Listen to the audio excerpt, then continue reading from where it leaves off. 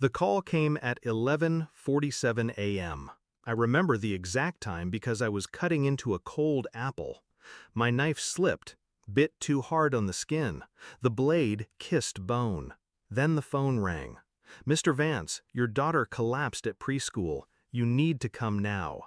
The voice was clinical, no emotion, just urgency, like someone reading a line off a script.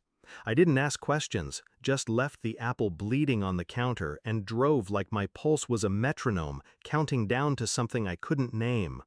When I got there, 2 police cars were already parked outside, lights flashing but silent. A female officer approached me, her face too still. "Mr. Vance," she said, "you should peek inside quietly." She didn't explain. She didn't need to. I walked to the glass door. My hand reached for the handle but stopped, just inches away. I looked inside, and I forgot how to breathe. She was alive, on the floor, surrounded by teachers and paramedics. Her small body still, but breathing. They said it was a seizure, unexplained. I watched, frozen, as they loaded her into the ambulance. I should have felt relief, grief, something. Instead, I looked at her teacher, Miss Dale. She avoided my eyes. And then I saw him. Standing behind her, hands clenched, pale. Nathan, my wife's friend from work. His presence wasn't an accident. He shouldn't have been there. I remember the way he touched her shoulder once, the way she laughed too loudly, how the laughter died the moment she saw me watching. I thought maybe I was imagining things, until now.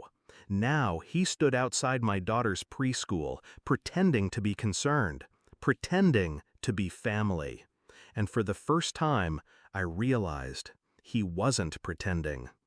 I didn't say a word to Nathan that day, just followed the ambulance, sat beside my wife as she cried. She didn't ask how I knew to come. She didn't ask what I saw. I watched her, noticed how tightly she gripped her phone, how her screen lit up with his name when she wasn't looking. I took it while she slept in the hospital chair. I copied everything. Messages, photos, voicemails. I sent a strand of my daughter's hair to a private lab the next morning.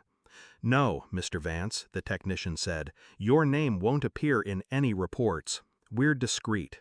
Days passed. My daughter recovered. They called it stress-induced. From what? No one could explain. My wife kept asking what was wrong. I smiled, said I was tired. And every night, while she slept beside me, I read their messages. I listened to the lies, the soft moans, the "I love yous" that weren't mine to hear, and I waited. The envelope arrived 5 days later. No sender, just my name. Sharp letters, black ink. I opened it in my office. Inside, a single sheet of paper, DNA results. One column with my name, the other, hers, my daughter's. Probability of paternity, 0.00%. I didn't cry, didn't scream. I stared at the paper until the letters blurred, until I couldn't tell the difference between truth and betrayal. Then I folded it. Once, twice, tucked it into my jacket. That evening she came home late, said work was exhausting. I nodded, poured her a glass of wine, watched her drink it. Then I placed the folded paper on the table. She didn't touch it at first, just stared. Then unfolded it slowly. Her hand trembled, lips parted. She looked up, eyes wide. "I can explain," she whispered. I didn't answer. Silence did. I walked to the door, opened it.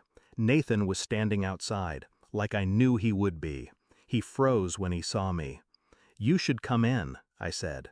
He stepped inside, eyes darting. She stood by the table, the paper still in her hand. "What's going on?" he asked.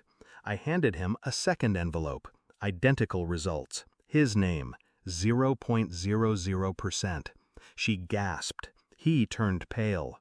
I stepped back, watched them unravel. "You both lied," I said. Calm, even, but not just to me. She dropped the paper.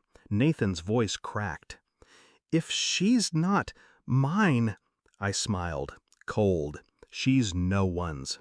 They both looked at me, broken, terrified, and I walked out. I watched the sun rise from my car. Light spilled over everything, too bright.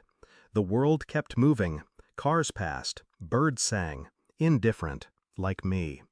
She called 10 times. I didn't answer. Nathan, too. I drove to the preschool, sat in the lot, watched the children play, watched her, my daughter, not by blood, not by name, but still mine, somehow. Or maybe not. Maybe none of it ever was. The truth? It doesn't matter. They lost everything, and I lost the illusion. It was enough. Some people chase closure. I became it.